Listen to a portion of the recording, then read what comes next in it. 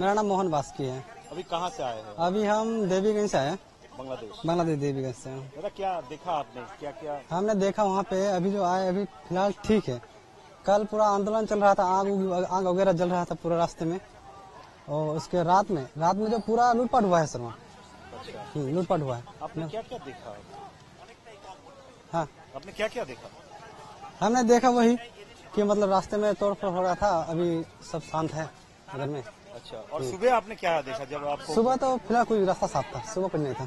दुकान खुलने लगा है? दुकान अभी खुला नहीं है, खुल रहा है। अच्छा, तो क्या चाहेंगे? बांग्लादेश जाते रहते आप क्या इंडिया से है? इंडिया से फर्स्ट टाइम गए थे हम। अच्छा, तो आपका एक्सपीरियंस क्या, फिर जाना चाहेंगे बांग्लादेश? नहीं, ऐसा सिचुएशन में तो हम जाना नहीं चाहेंगे।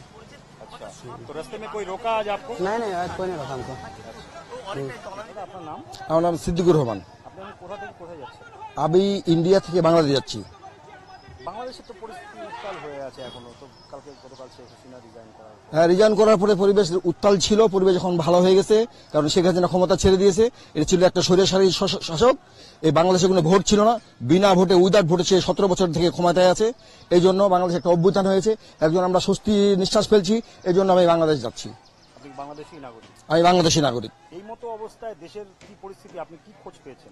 আমি খোঁজ পেয়েছি যে বাংলাদেশ নতুন করে একটা স্বাধীনতা পেয়েছে, উদ্বুদ্ধ হয়েছে। এই জন্য বাংলাদেশ এখন ভালো, এখন 2-4 দিনের মধ্যে পরিবেশ পরিস্থিতি ভালো হয়ে যাবে। অলরেডি আজকে অফিস আদালত খুলে দিয়েছে, এই জন্য আমরা স্বস্তি পাচ্ছি, এই জন্য আমরা বাংলাদেশ যাচ্ছি। তো এখন যেতে কোনো রকম অসুবিধা? না, কোনো অসুবিধা নাই। আমি খবর নিয়েছি যে ওদিকে গাড়ি ঘোড়া সব চলতেছে, কোনো সমস্যা নাই। আমার বাড়ি থেকে ফোন দিয়েছিলাম, বলে তুমি চলে আসো, কোনো সমস্যা নাই, বাংলাদেশ একদম ফ্রি আছে, তুমি ঘুরতে ফিরতে সবকিছু করতে পারো, স্বাধীনতা আছে। এখন আপনারা কি চাইছেন? আমরা চাইছি এখন দেশটা খুব দ্রুত, আমরা দেশটাকে পুনর্নির্মাণ করতে হবে, কারণ এভাবে একটা দেশ চলতে পারে না। কারণ যে অরাজকতা পরিবেশ তৈরি করে গিয়েছিল শেখ হাসিনা, সেই পরিবেশটা এখন প্রতিদিনই ভালো হবে। আশা করি নতুন 6 মাসের মধ্যে নতুন একটা নির্বাচন হবে। এই নির্বাচনে স্বাধীন গণতান্ত্রিকভাবে মানুষ তার ভোট দিতে পারবে।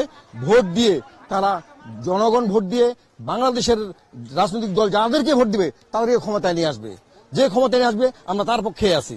ভোটের মাধ্যমে হতে হবে সেটা।